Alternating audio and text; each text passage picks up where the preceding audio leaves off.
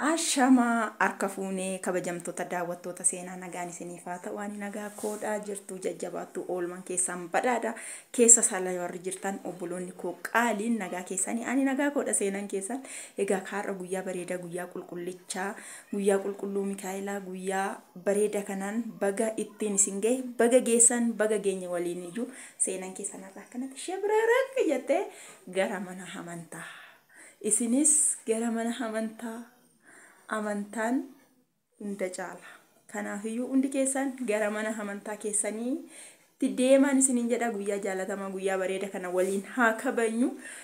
seenan keessan gara mana amantaa bye bye oolma bareeda qabaadha.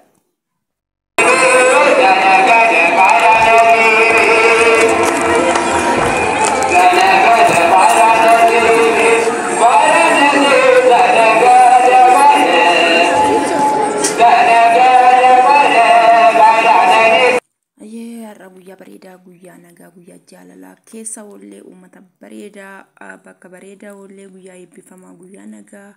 hundi keessaniyyuu bakka jirtanitti baga ittiin isin gahe obboloota koo alas keessas warri jirtanii baga guyyaa irraa kana guyyaa jaalatamaa guyyaa kabajamaadhaan isin gahe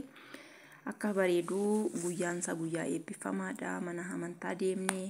akkana fakkaatti oolman guyyaa har'a baay'ee namatti tola warroonni isinitti tole like subscribe gochuu hin dagatinaa oolman guyyaa har'a akkana fakkaatti seena keessan biratti hundi keessaniyyuu amantaa keessaniin akka bareeda akka oltan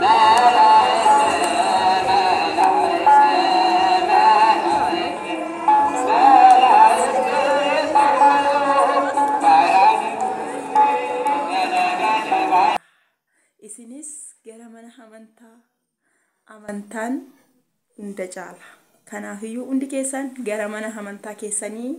itti deemaan isiniin jedha guyyaa jaalatamaa guyyaa bareeda kana waliin haa kabajnu seenan keessan gara mana amantaa bye bye oolma bareeda qabaadha.